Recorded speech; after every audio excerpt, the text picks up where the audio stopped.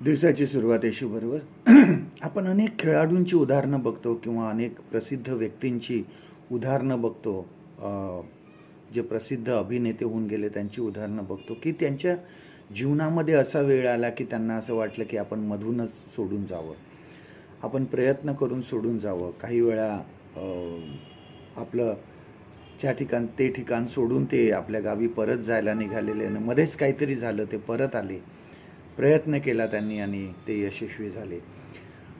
एक गोष्ट अशी सांगतात की एक राजा आपली लढाई हरला आणि मग जंगलामध्ये पळून गेला. जंगलामध्ये पळून गेल्यानंतर एका गुहेमध्ये तो बसला असताना तो विचार करू लागला की मी आता हे सर्व सोडून देतो, मी दूर ठिकाणी निघून जातो.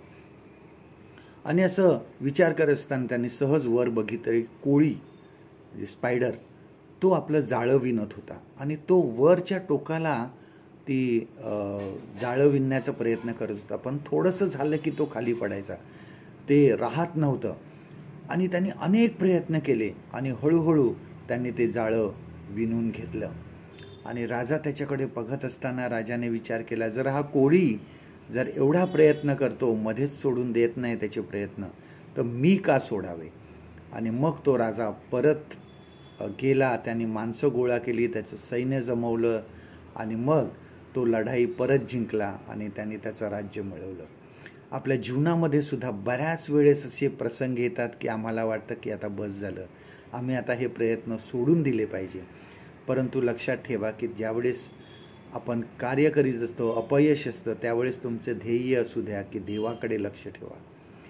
जे अंतिम ध्येय आहे त्याच्याकडे लक्ष ठेवा. मध्ये येणारे जे संकट आहेत त्यांना तोंड देत आपल्याला पुढे जायचं आहे. देव तुम्हाला मदत करणार आहे. आपलं जी नजर आहे ती देवावर केंद्रित करा. आपलं लक्ष का आहे पहिलं ते पहा, पुढे जा. आम्ही जेव्हा देवावर लक्ष केंद्रित करतो तेव्हा आम्ही यशस्वी होतो. याचं देवाचं वचन आपल्यासाठी हे आहे, इब्री लोकास पत्र ह्याचा 12वा अध्याय पहिलं वचन, हिब्रूज चॅप्टर 12 and verse 1. तर मग आपण एवढ्या मोठ्या साक्षीरूपी मेघांनी वेढलेले आहो म्हणून आपण ही सर्व भार व सहज गुंतवणारे पाप टाकून आपल्याला नेमून दिलेल्या धावेवरून धीराने धावावे.